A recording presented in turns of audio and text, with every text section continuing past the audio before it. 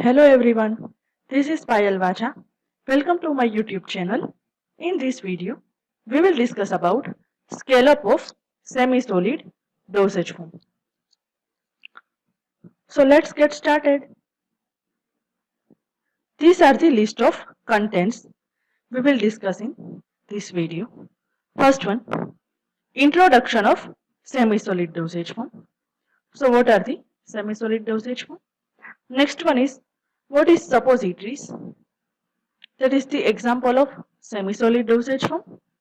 Next one is critical manufacturing parameters during scale-up of semi-solid products, general stability consideration, and last one is the role of in vitro release testing. First one, semi-solid dosage form. In general, semi-solid dosage forms are complex formulations having a complex structural elements.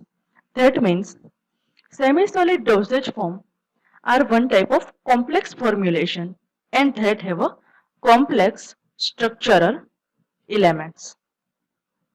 Often they are composed of two phases. First one is oil and second one is water, and one of which it is a continuous phase or external phase and the other of which is a dispersed or a internal phase. That means semi-solid dosage form, they are made up of two phases. First one is oil phase and second one is water phase. And from the two phases, one phase it is act as a continuous phase and it is also called as external phase, while another one that is called as a dispersed phase or it is also called as a internal phase.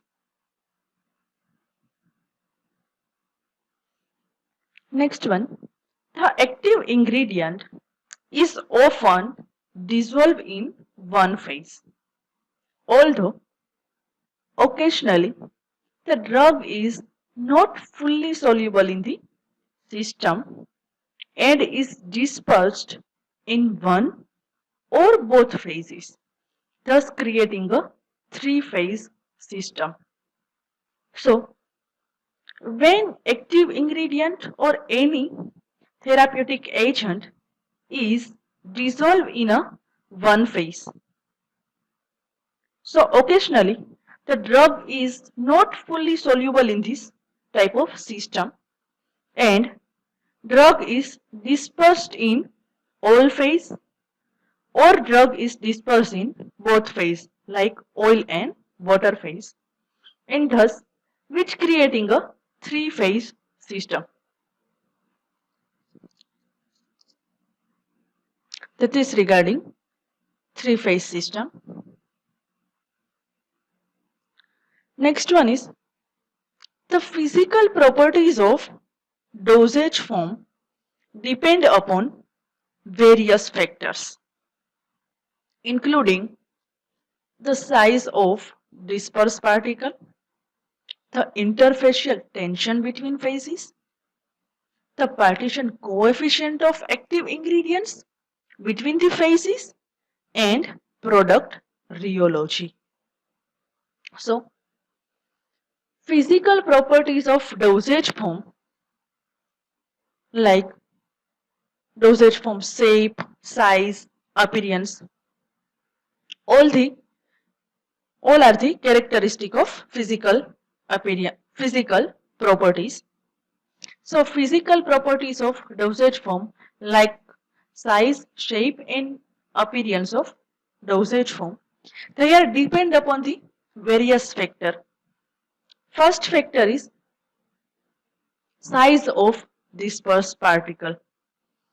Any particle, they are dispersed in the phase, oil phase or water phase. Which type of size?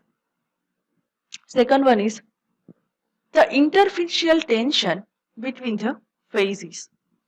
So what is the interfacial tension? Interfacial tension, that means the surface tension is the tendency of liquid surface to shrink into the minimum surface area possible. So, surface tension that have a one type of tendency of liquid surface. Tendency of liquid surface is to shrink into the minimum surface area possible. That are called as a surface tension. So, interfacial tension between the two phases, oil phases and water phases, they are affected to the physical properties of any dosage form. Next one is partition coefficient of active ingredients between phases.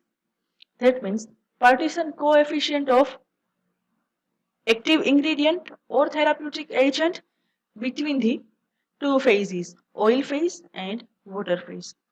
So, what is the partition coefficient? Partition coefficient is the ratio of concentration of a solute in two immiscible or slightly miscible liquids or in two solids when it is in a equilibrium across the interface between them. So what is partition coefficient? Partition coefficient, it is a one type of ratio.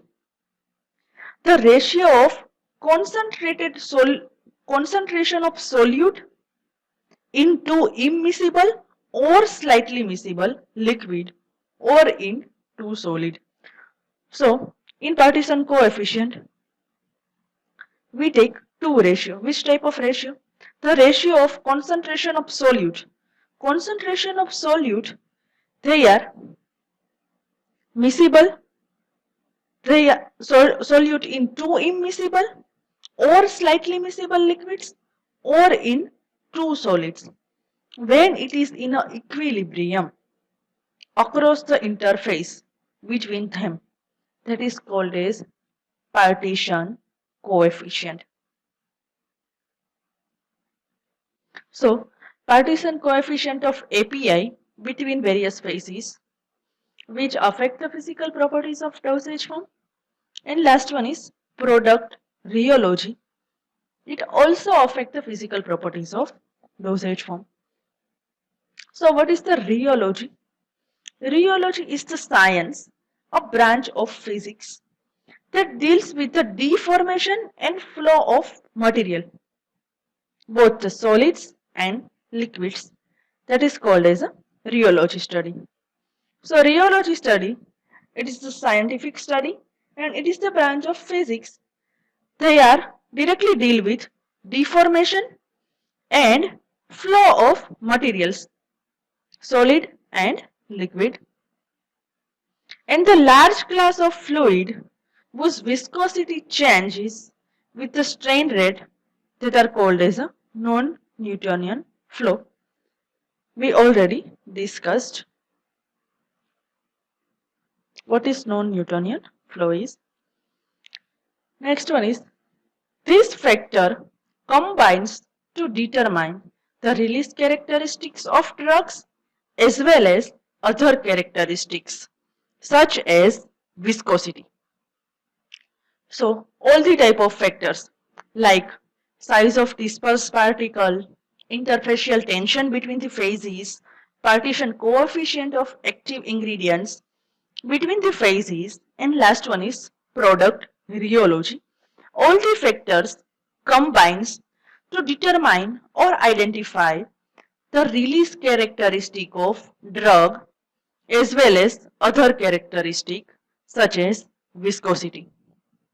So, by combining all the factors, they are useful to determine the release characteristic of any drug substances from dosage form, and it is also useful for measure the viscosity. Next one is suppository. Suppository, it is the one type of semi-solid dosage form and they are available in oval shape. The manufacturing of suppositories on a laboratory scale usually involves suppositories. They are given to the human beings via rectal route. So what is the manufacturing steps for suppositories at a laboratory scale? First step is preparation of molten mass. Molten mass is prepared. Second one is dispersion of drug into the molten base. So in first step, molten mass is prepared. Any type of base we are used in a suppository preparation like cocoa butter,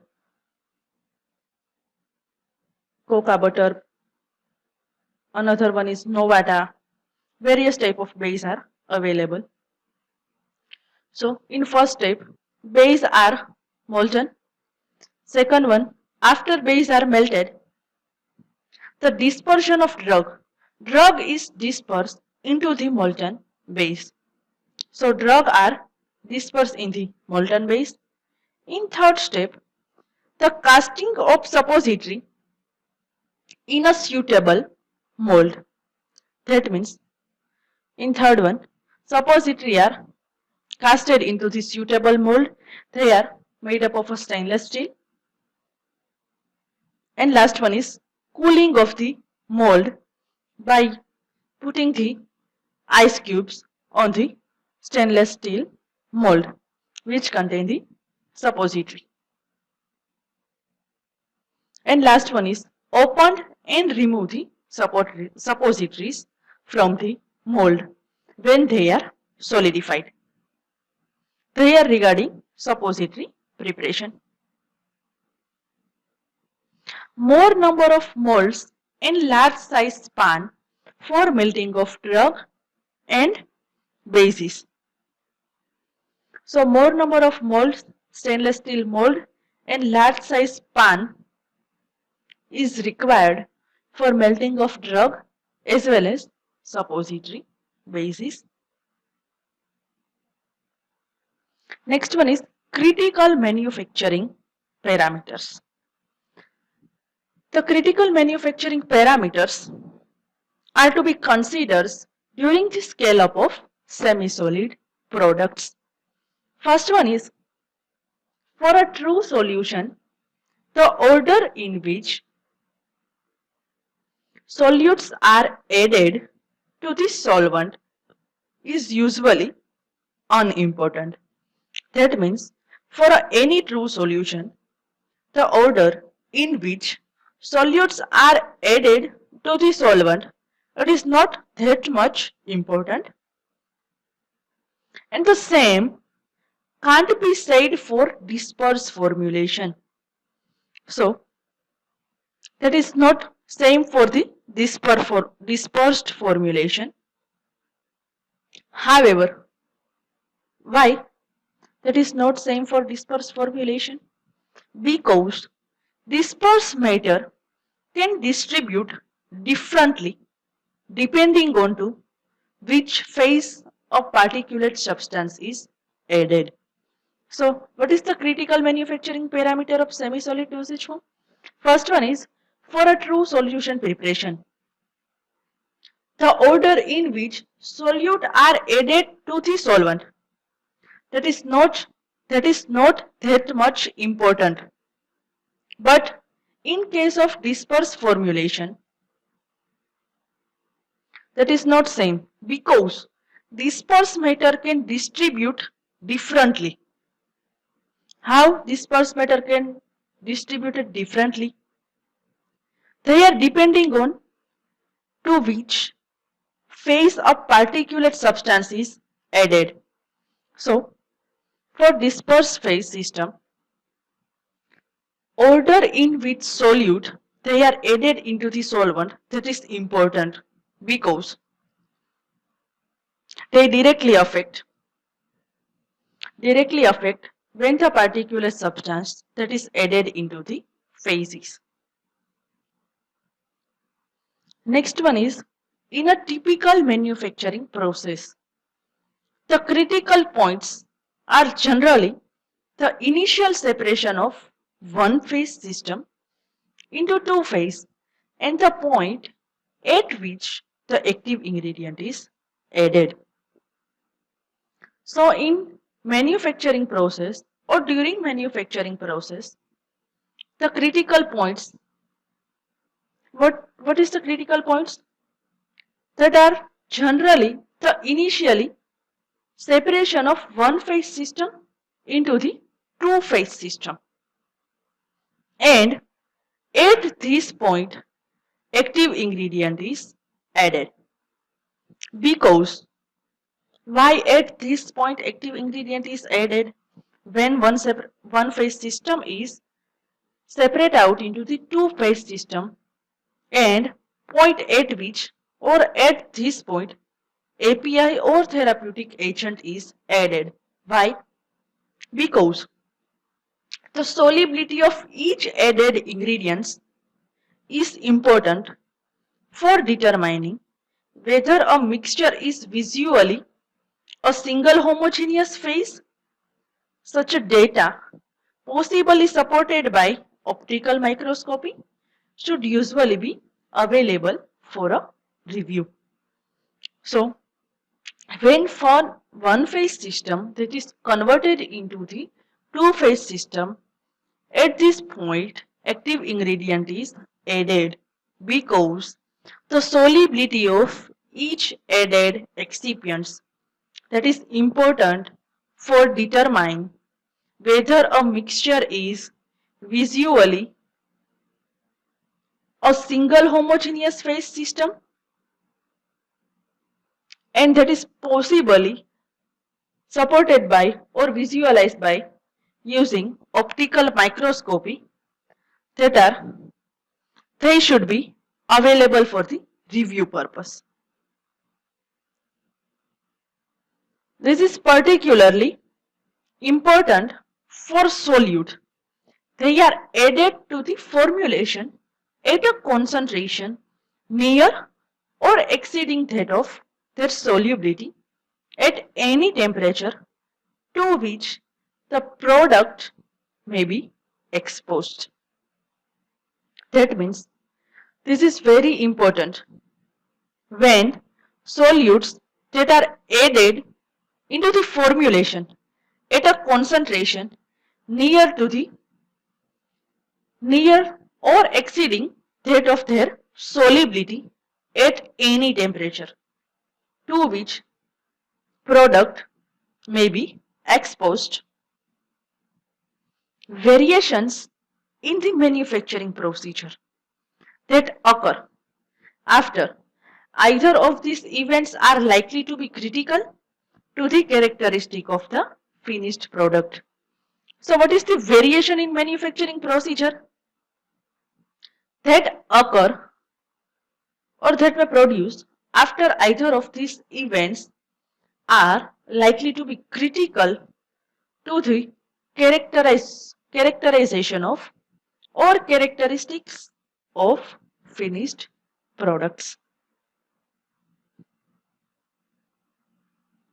Next one is, this is especially true of any process intended to increase the degree of dispersion through reducing droplet or particle size. So, this is very true of any process. They are intended to increase the degree of dispersion through reducing the droplet size or particle size by using homogenization. So that is very true for any process that purpose is to increase the degree of dispersion via reducing the droplet size by using homogenizer. Next one is aging of finished bulk formulation prior to packaging is critical and should be specifically addressed in process validation study. That means aging of by during storage. Aging of finished bulk formulation prior to the packaging, that is a critical and should be specifically addressed in a process validation studies. Another parameters they are to be considered during the scale up of semi-solid products. First one is mixing equipment. In mixing equipments, they should effectively move a semi-solid mass from outside walls to the center and from bottom to the top of the kettle. So in mixing equipment, they should effectively move semi-solid mass from outside wall to the center, from the bottom to the top of kettle. Next one is motor. Motors, they are used to drive mixing system and must be sized to handle the product at its most viscous stage.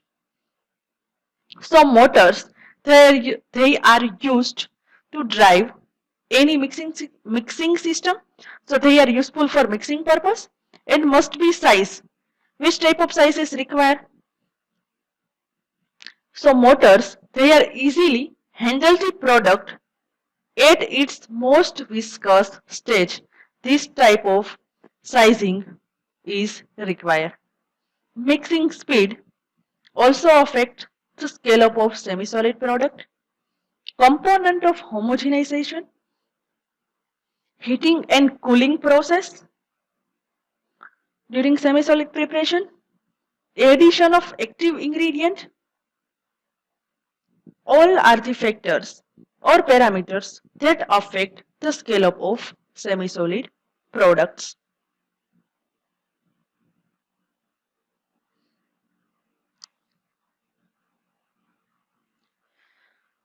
What is general stability consideration? In general stability consideration, the effect that SUPEC changes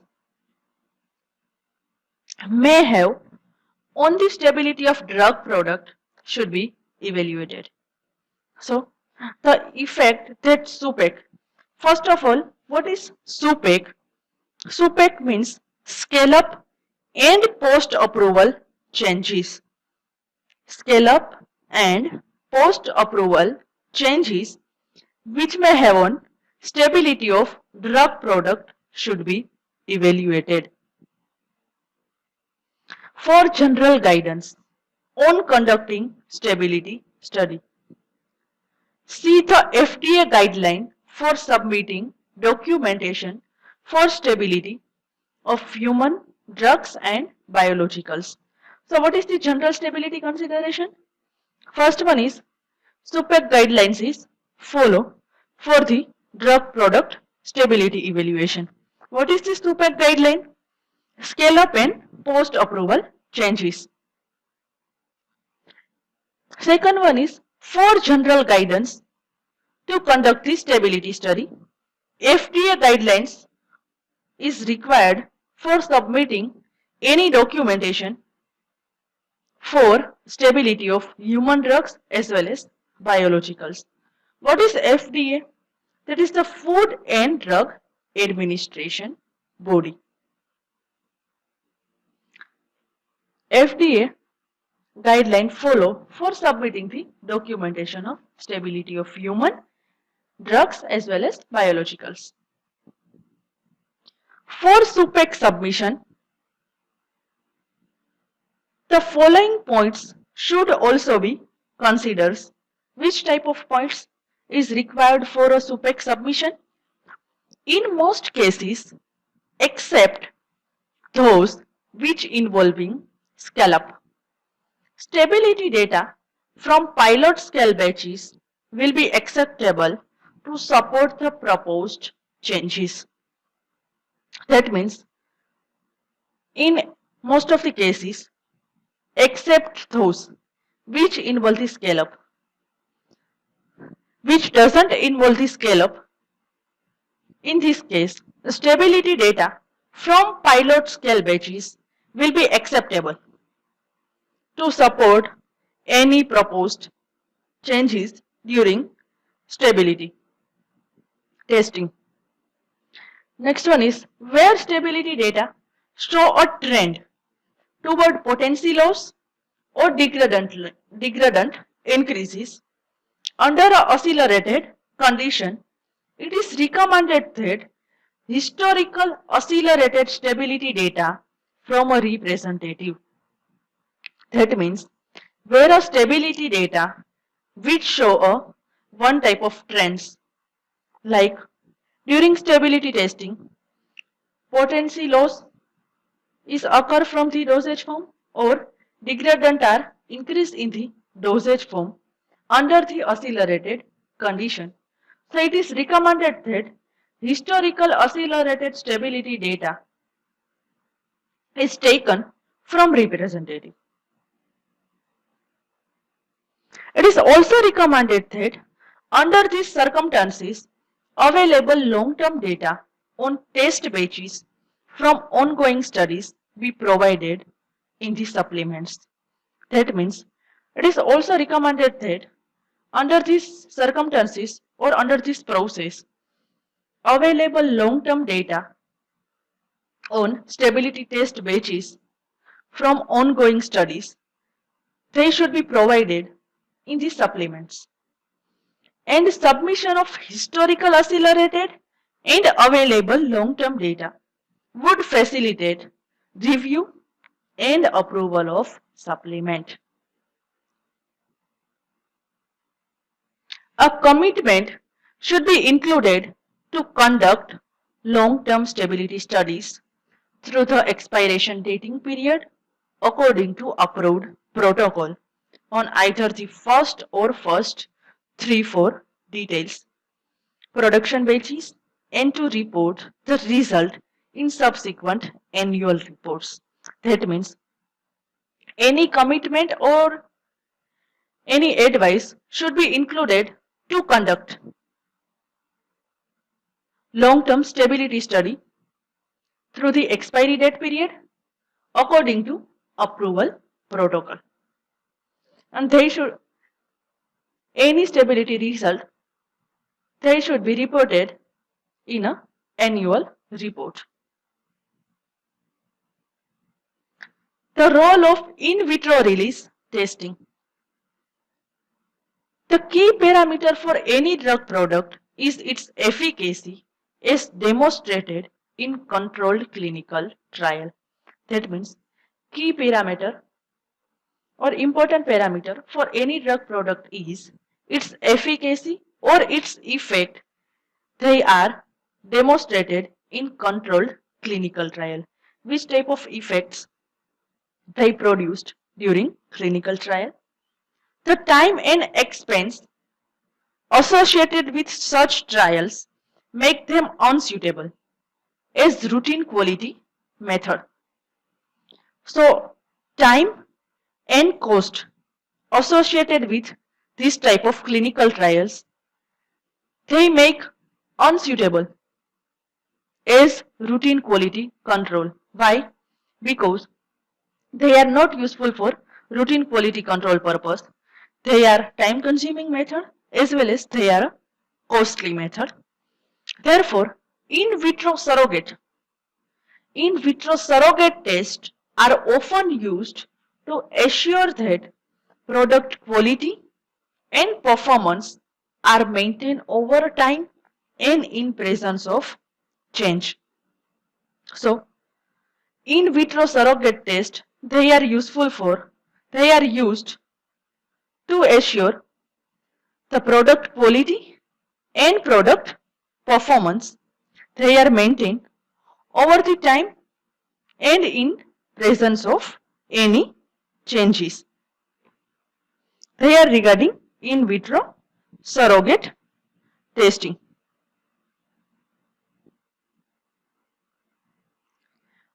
Next one is a variety of physical and chemical tests commonly performed on semi-solid products and their components. So variety of physical test and chemical test, they are performed on semi-solid products. Like which type of test is performed on semi-solid products? Solubility study, particle size, smaller particle size is available or larger particle size is available for semi-solid preparation. Crystalline form of active ingredient, viscosity, and homogeneity of product. So various tests is performed on semi-solid product. Solubility study is conducted, particle size is measured, active component, it should be a crystalline form or in amorphous form, it is available. Viscosity study is conducted and homogeneity of any drug product. Have historically provided reasonable evidence of consistent performance. More recently, in vitro release testing has shown promise as a means to comprehensively assure consistent delivery of API from semi-solid products. That means more recently or nowadays, in vitro release testing, which shows or which gives the promises, it means to comprehensively assures the consistent delivery or precise delivery of active drug ingredients from any semi-solid dosage form.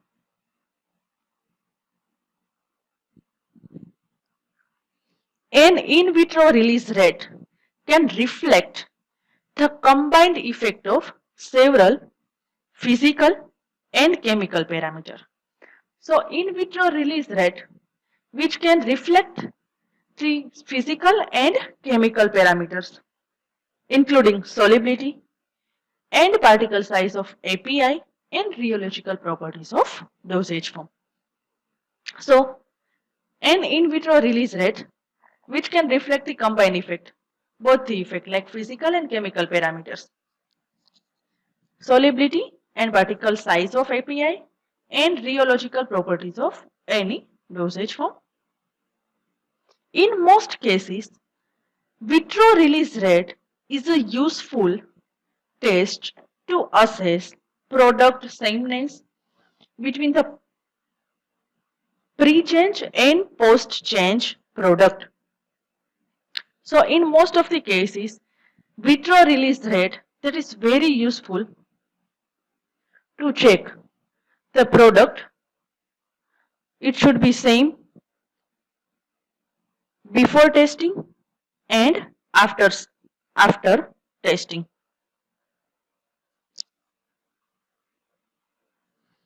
However, there may be an instance where it is not suitable for this purpose.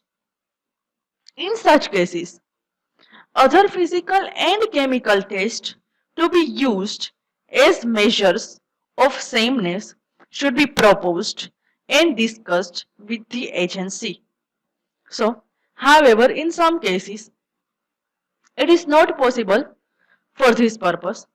So, in many cases or in such cases, other physical and chemical tests to be used to measure product, it is same before the testing and product, it may be changed or not.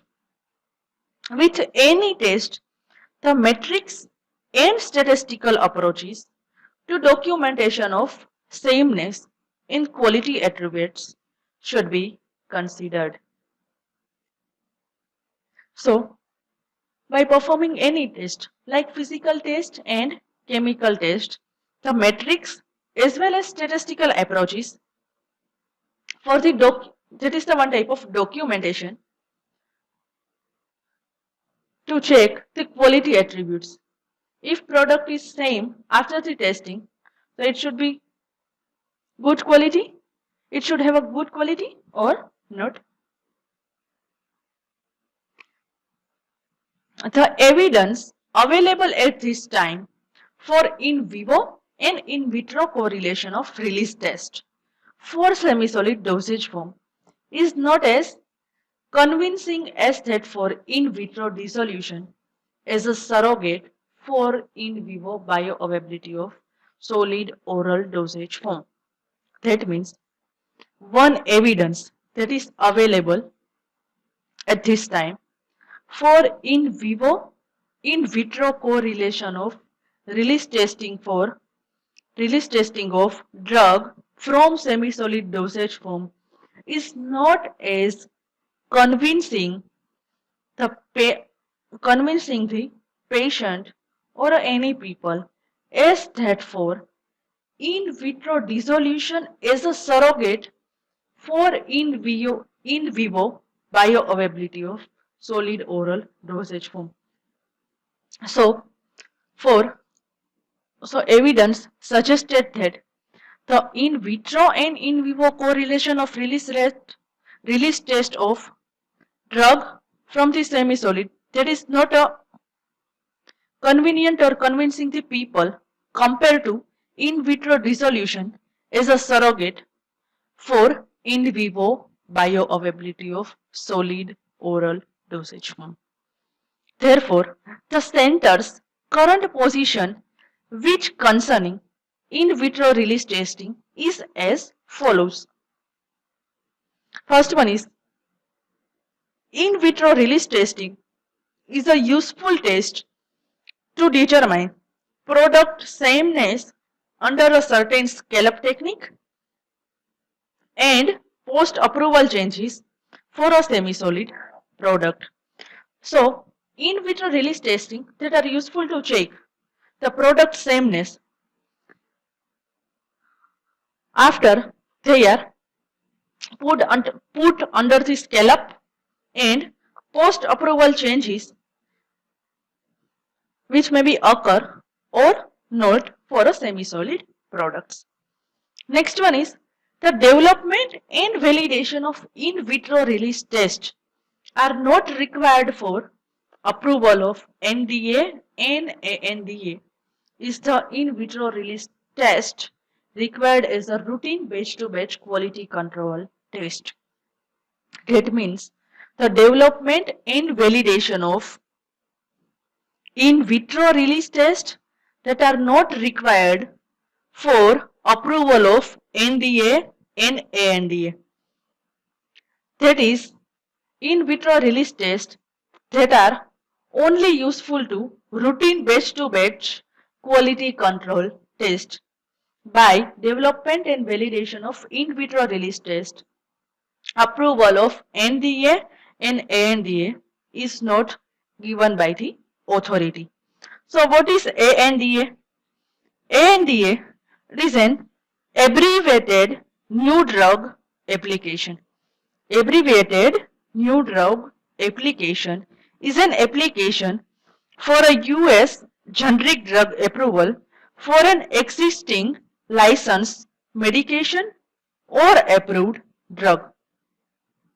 So ANDA is submitted to FDA's Center for Drug Evaluation and Research and Offices of Generic Drug, which provide for the review and ultimate approval of generic drug product that are regarding ANDA. So what is ANDA? We will discuss later in brief. Also. And what is NDA? NDA means New Drug Application. The Food and Drug Administration's New Drug Application is the vehicle in the US through which drug sponsors formally propose that the FDA approves a new pharmaceuticals for sale and marketing. In short, NDA means that is a new drug application, while ANDA means abbreviated new drug application. ANDA, NDA and ANDA we will discuss in chapter number 3, briefly.